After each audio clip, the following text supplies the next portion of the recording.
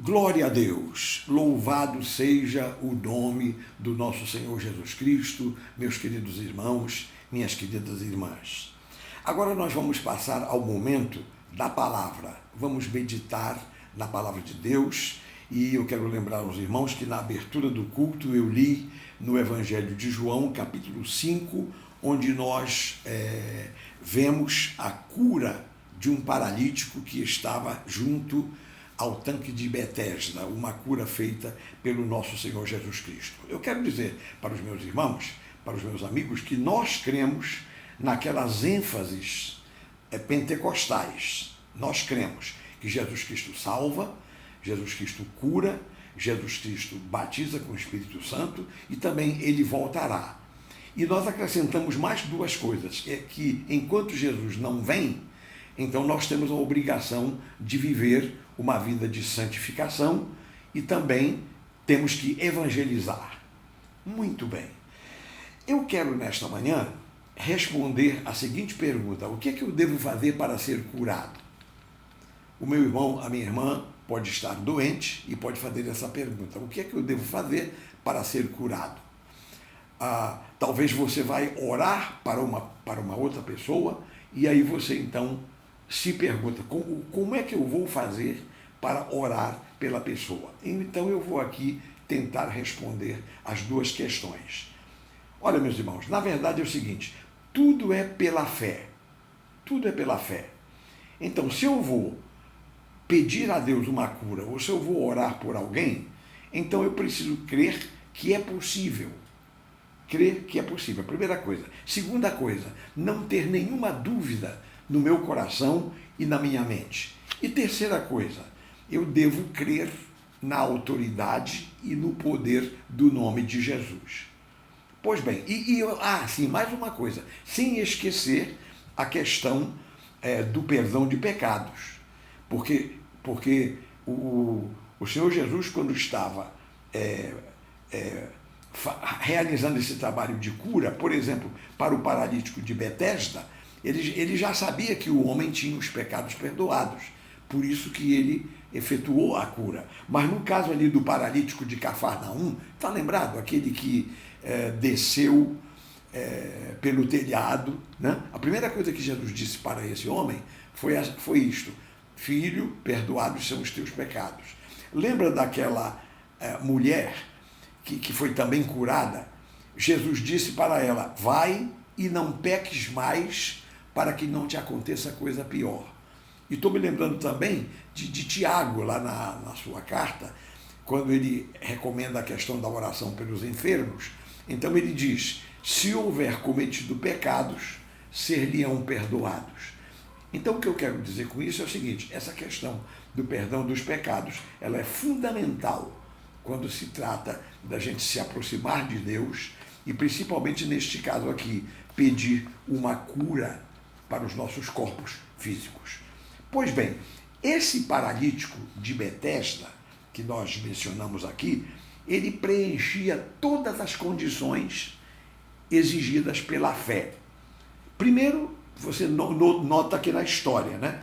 Ele estava ali, quando Jesus perguntou para ele: queres ser curado? Ele disse: Senhor, eu não tenho ninguém que me ponha no tanque quando a água é agitada, pois enquanto eu vou, desce outro antes de mim.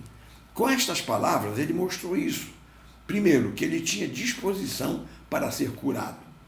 Segunda coisa, ele não tinha nenhuma dúvida quanto a isso, exceto que não havia alguém que o jogasse no tanque. Só isso. Mas ele diz: olha, eu estou aqui para ser curado e alguém, por favor, me jogue lá dentro do tanque depois que o anjo agitar as águas, porque eu estou aqui para ser curado, eu quero ser curado. Pois bem, e se alguma coisa extraordinária acontecesse, melhor ainda. E foi realmente o que aconteceu. Jesus disse para o homem: levanta-te, toma o teu leito e anda. Então, meus irmãos, nós verificamos que essas três condições exigidas pela fé, elas precisam ser atendidas, precisam ser preenchidas. A primeira condição é essa que eu acabo de dizer. Nós precisamos crer que Jesus cura. Precisamos crer que é possível haver a cura. Na carta aos Hebreus, capítulo 11 e versículo 6. O escritor sagrado diz o seguinte: de fato, sem fé é impossível agradar a Deus, porquanto é necessário que aquele que se aproxima de Deus creia que ele existe e que se torna galardoador dos que o buscam. Então, a fé é imprescindível. Talvez não preciso eu discutir muito isso com os meus irmãos, porque os irmãos já sabem. Sem fé é impossível agradar a Deus. Como é que uma pessoa vai se aproximar de Deus pedindo uma cura ou até querendo orar por uma pessoa se não acredita que Deus pode fazer? Então, portanto, a primeira condição é essa: é preciso crer. A segunda condição, que está bastante ligada à primeira, é eliminar qualquer dúvida. Você sabe que a dúvida é o oposto da fé, né? Então, se você vai crer, como é que você vai ter qualquer dúvida, qualquer vacilação no seu coração? Se você pede para uma pessoa orar por você, pedindo a cura de uma doença ou a solução de qualquer problema ou qualquer situação, então você não pode, de forma alguma, duvidar. Então, Tiago, na sua epístola, capítulo 1, a partir do versículo 5, ele diz assim, e eu escrevi aqui a parte, até os irmãos estão notando que eu não estou folheando a Bíblia, porque, na verdade, são muitos textos e eu iria demorar muito a achar. Então, eu redigi a parte para ler aqui para os meus irmãos.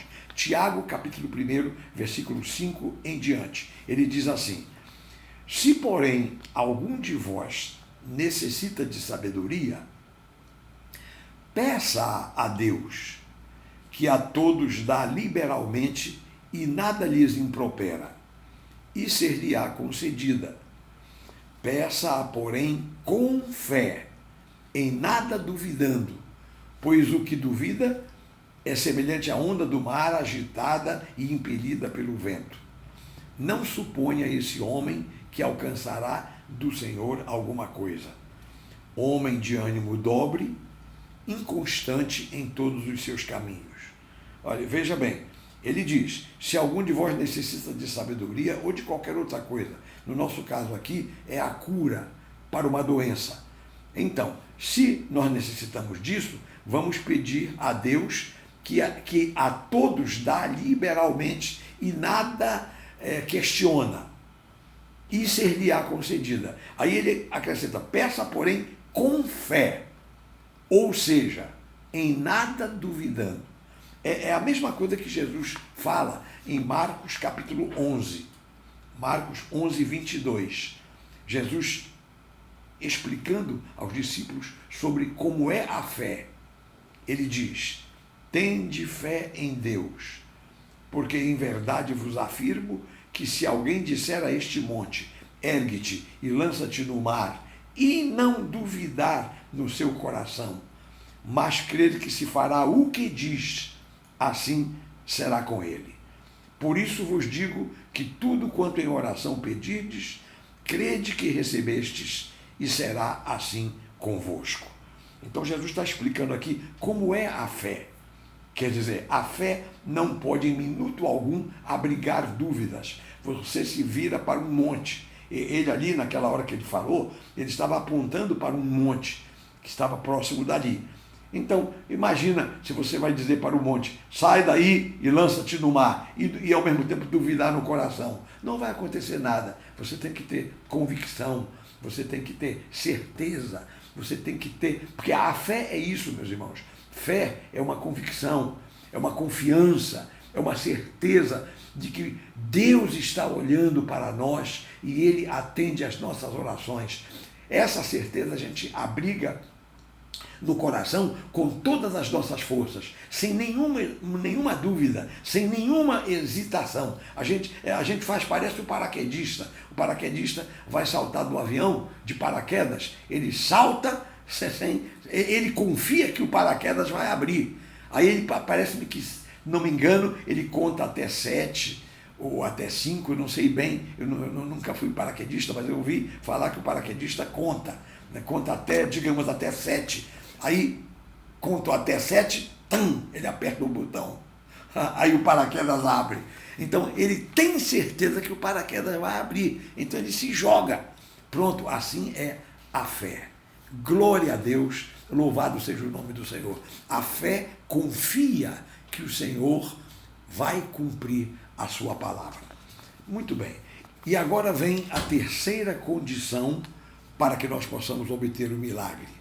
É nós usarmos a autoridade e o poder do nome de Jesus. Mas primeiro vamos agora ver uma coisa.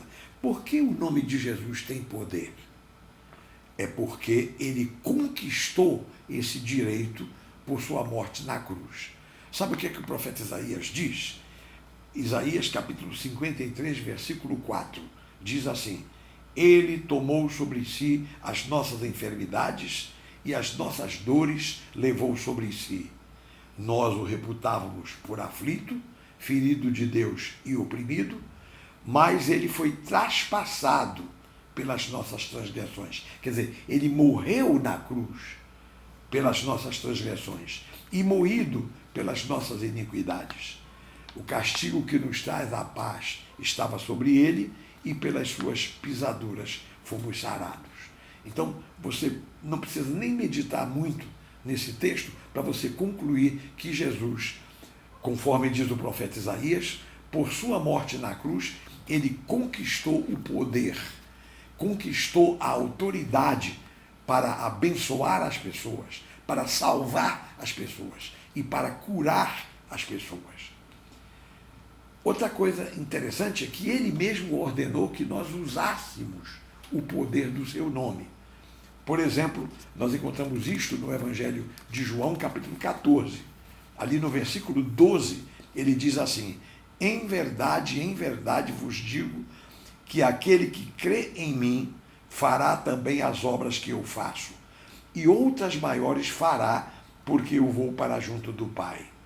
E tudo quanto pedirdes em meu nome, isso farei, a fim de que o Pai seja glorificado no Filho. Se me pedirdes alguma coisa em meu nome, eu o farei. Então veja só, Jesus ordenou: olha, eu conquistei o poder, agora usem o meu nome, em meu nome façam maravilhas. É como se ele passasse para nós uma procuração. Você entende, né? Como uma procuração. Então, nós somos crentes, nós cremos, e ele agora nos autoriza a usar o poder do nome dele. Graças a Deus. Louvado seja o nome do Senhor. Agora vem outra pergunta. Quando nós usamos o nome de Jesus, o que é que acontece?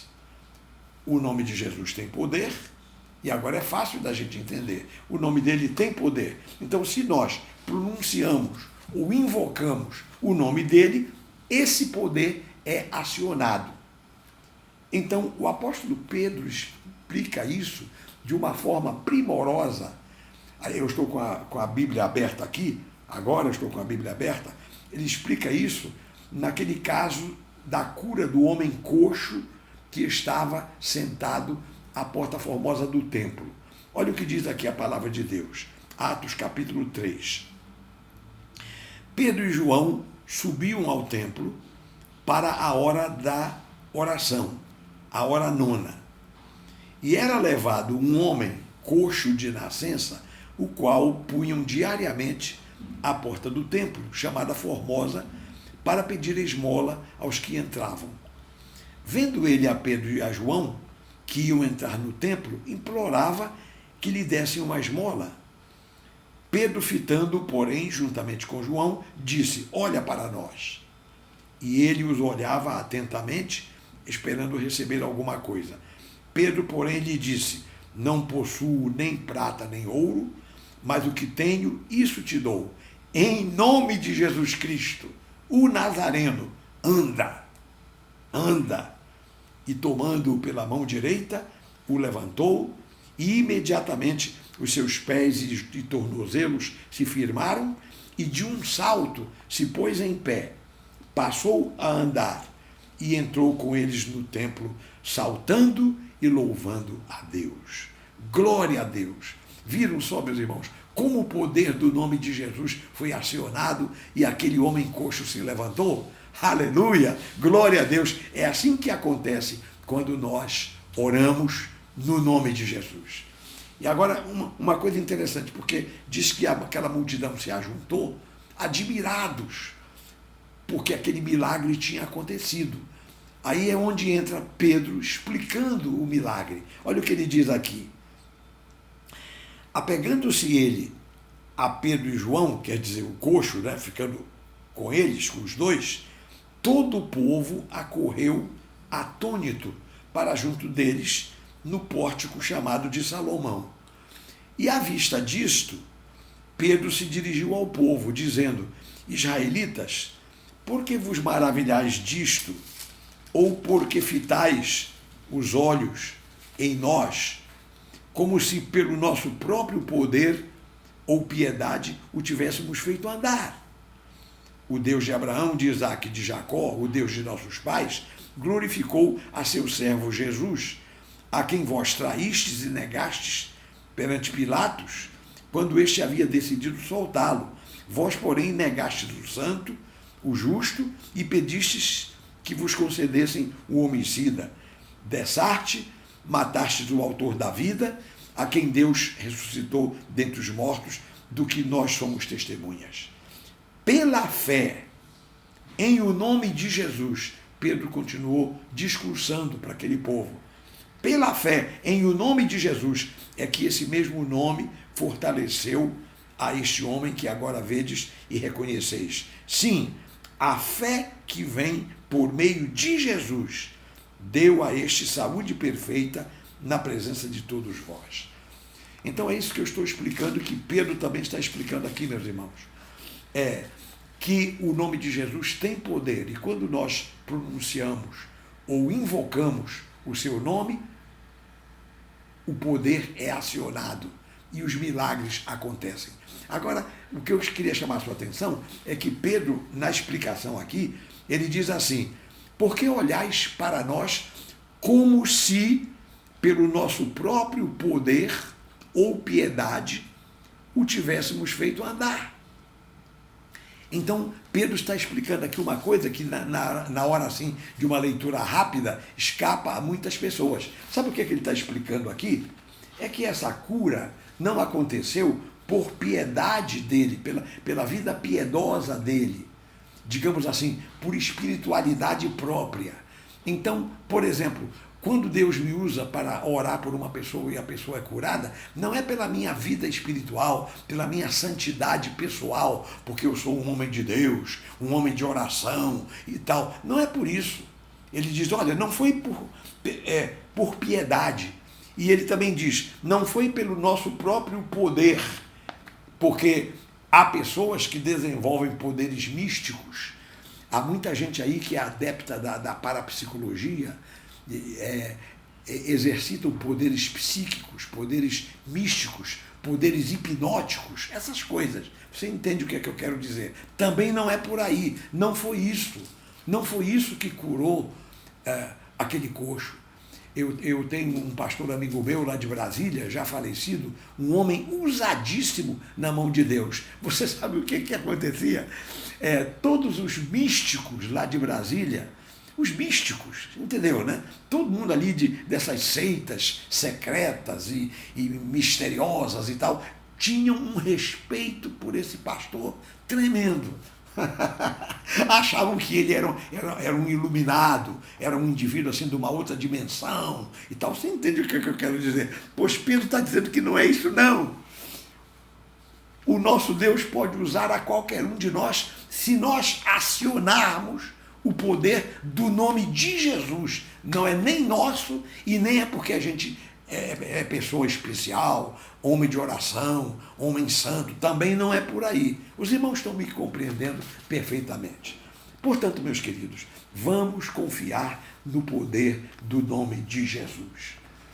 Eu vou agora terminar convidando os meus irmãos, os meus amigos, para nós orarmos ao Senhor. Haverá alguém enfermo entre nós? Quando eu digo entre nós, é aí na sua casa. Haverá alguém doente? Ou você quer orar por alguém que esteja doente fora da sua casa? Nós vamos então agora nos unir. Vamos vamos em oração clamar ao Senhor, vamos pedir a misericórdia do Senhor. Olha, curve a sua cabeça, feche os seus olhos e vamos entrar na presença de Deus, clamando em nome de Jesus pela cura dos enfermos.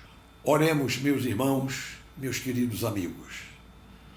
Pai amado, Pai bendito, em nome de Jesus, entramos em Tua santa presença. Eu quero pedir, Pai, agora, em favor de todas as pessoas enfermas, sejam na nossa casa, na casa dos meus irmãos, ó Pai, seja pessoas que estejam nos hospitais, que estejam fora das nossas casas e que nós sabemos. Pai, não há distância em oração. E, portanto, agora, com o Teu poder, na autoridade do nome de Jesus, pelo poder do nome de Jesus, esse mesmo nome, esse mesmo poder que curou aquele coxo que estava à porta formosa do templo. Então, que esse mesmo poder se manifeste agora,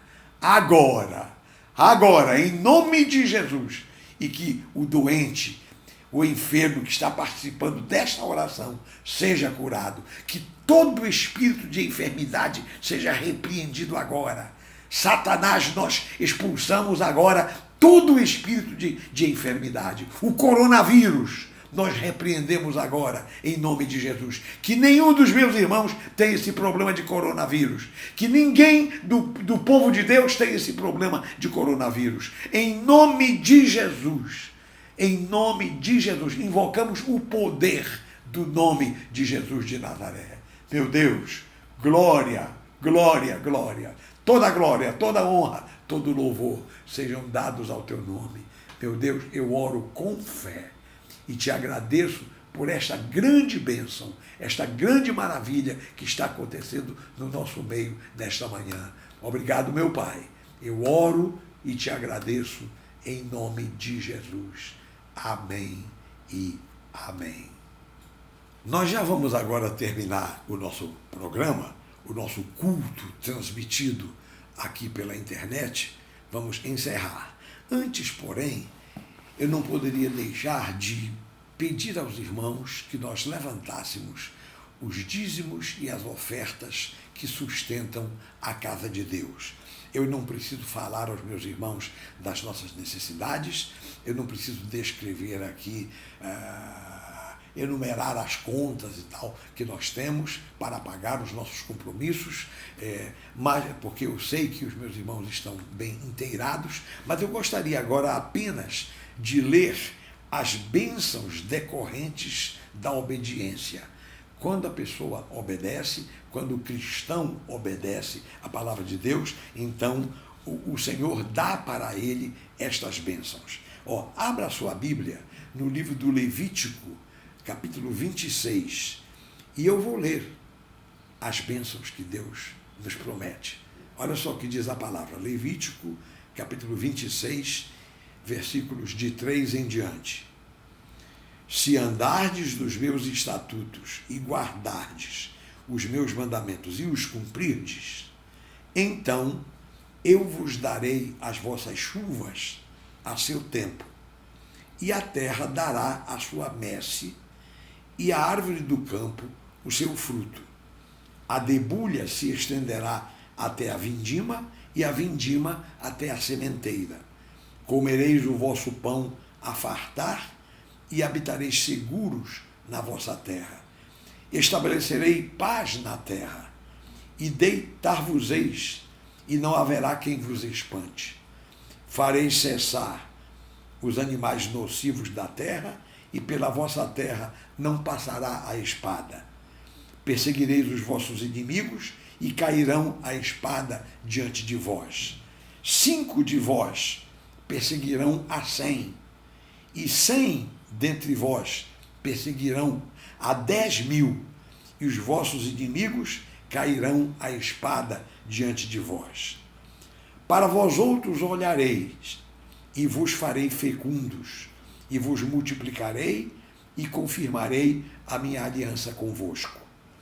Comereis o velho da colheita anterior, e para dar lugar ao novo, tirareis fora o velho.